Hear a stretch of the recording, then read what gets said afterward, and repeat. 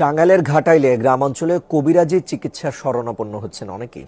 নিজস্ব পদ্ধতিতে রোগী দেখার পর পানি পড়ার শেকড় বাকড়ে চলে তথাকথিত চিকিৎসা।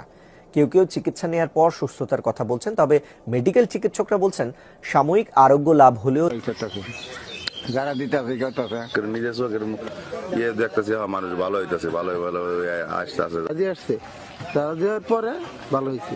হ্যাঁ না, হাসপাতালে গেছিলাম তারপরে ছিলাম, তারপরে এই জায়গায় এসেছিলাম।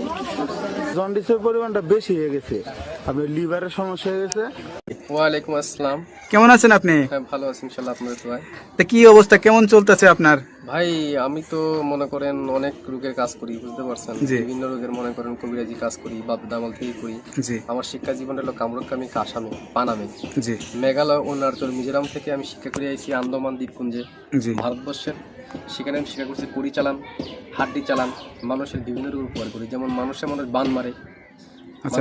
এই যে আপনার রাতে যে দেখা যাচ্ছে কড়ি হাড্ডি, এটি আসলে এইগুলোর মাধ্যমে চালান দিয়ে ট্রিটমেন্ট দিয়ে থাকেন নাকি? আসলে আমার শিক্ষা জীবনে পাইছি, ঠিক আছে।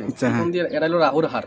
আচ্ছা আচ্ছা, হার দিয়ে আমি মানুষকে জিন সাধন করি। আচ্ছা আচ্ছা, বোতলে জিন সাধন করে সাগরে নিক্ষেপ করি। আচ্ছা আচ্ছা, মানুষের মানুষ বান মারে, নষ্ট করে, সেই রোগের কাজ করি আমি, এগুলো বোতলে ভরে মানুষ চালান করে দিই নদীতে। কথা বুঝতে পারছেন? তবে অনেক করে দুশ্মনী করে ফেলা, জায়গা জমিলে মামলা, ঠিক আছে, কেস মামলা করে, অনেকে ভালোবাসায় ব্যর্থতা, ঠিক আছে, মনে করেন যে অনেকে দুশ্মনী করে জায়গা জমি আটকিয়ে রাখে, সেগুলো আমি ছুটিয়ে দিই। আচ্ছা আচ্ছা, তা আপনি যে এই ট্রিটমেন্ট বা এই পেশাটা কতদিন হলো শিখছেন? আমার বয়স হয়ে গেছে প্রায় 30-35 বছর। আচ্ছা আচ্ছা, এই পেশাটা কি আপনার বাপ দাদার পেশা থেকে আপনারা আসছেন নাকি আপনি শিখছেন? আমার বাবাও ছিল কবিরাজ, ঠিক আছে, আমার দাদাও ছিল কবিরাজ, তারা ভারতবর্ষে থাকতো। ত্রিপুরা রাজ্য, মেঘালয়, অরুণাচল, মিজোরাম, নাগাল্যান্ড থেকে শিক্ষা করে বাংলাদেশে আসি। বাংলাদেশে আমাদের বাড়ি, ঠিক আছে। আপনার জন্মস্থান কি বাংলাদেশেই? আমার জন্মস্থান ভারতবর্ষে।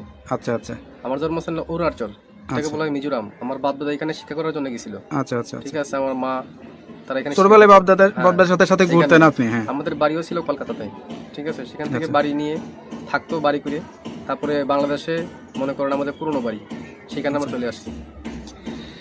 এখন যে দেশে আছেন বা এই যে এখন যেখানে আছেন, এই ঠিকানাটা কোথায়? এটা হলো সাভার। সাভার, এই যে ঠিকানায় যে আছেন আপনি, এই যে ট্রিটমেন্ট দিয়ে বউ বাচ্চা কাচ্চা নিয়ে, আপনার তো ফ্যামিলি আছে, তাদেরকে নিয়ে সবাইকে নিয়ে ভালোই আছেন? ইনশাআল্লাহ ভালো আছে। ভালোই আছেন। তো এখন মানে যে রোগী আসে, সেটা কি ধরনের রোগী বেশি আসে আপনার কাছে? মনে করেন যে অনেকের মনে করেন যে বান মারি ফেলায়, অনেকে, আচ্ছা আচ্ছা, অনেকে দুশ্মনী করে মনে করেন কেস মামলা, জায়গা জমিলে মামলা করে ফেলায়। অনেকের বউ জায়গা ছিল, একটা ছেলের সঙ্গে প্রেম ভালোবাসা করে, আচ্ছা, সেই কাজের জন্য আমি বেশি জড়িত। আমি মনে করেন যে আমি জিন সাধকের মাধ্যমে, আমি চালানোর মাধ্যমে কাজটা করি। এই ট্রিটমেন্ট অনেকে আবার জিনে ধরে, ভূতে ধরে না, জিনে, হ্যাঁ, জিনে আসল করে, সেগুলো আমি আবার সারিয়ে দিই। আচ্ছা আচ্ছা, মনে করেন যে আবার মনে করেন অনেকে দুশ্মনী করে বান মারি ফেলা অনেকে, ঠিক আছে, সেগুলো আমি সারিয়ে দিই।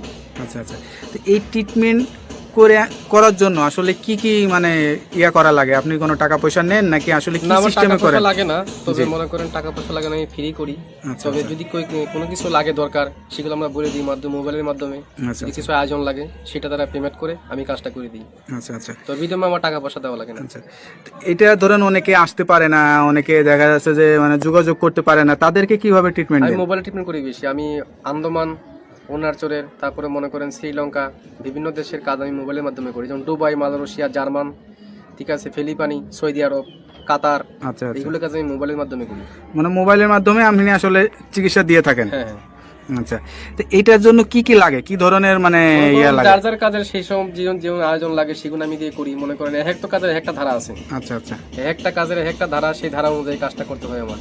এবার কার কোন লাগে, তার কি নাম, বয়স, কিরকম গায়ের রং, কিরকম উচ্চতা, এগুলো দেখে আমি কাজ করতে হবে, তার আয়োজনটা বলতে হবে। তো এই যে ধরেন এখন আসলে যে যুগ জামানায়, এই যুগ জামানায় আসলে কিন্তু কবিরাজের উপরে মানুষের আস্থাটা হারিয়ে যাচ্ছে, এটার কারণ কি? অনেক যে মনে করেন যে ধান্দামি কবিরাজ বাড়িছে, ঠিক আছে, নাম ভাঙিয়ে তারা খায়, বিভিন্ন কাজকর্মে ব্যাফল হয়, তার জন্য ভালো ভালো কবিরাজের দুর্নাম হইতেছে। আচ্ছা আচ্ছা, তো এই যে আপনারা মানে বাপ দাদার থেকে মানে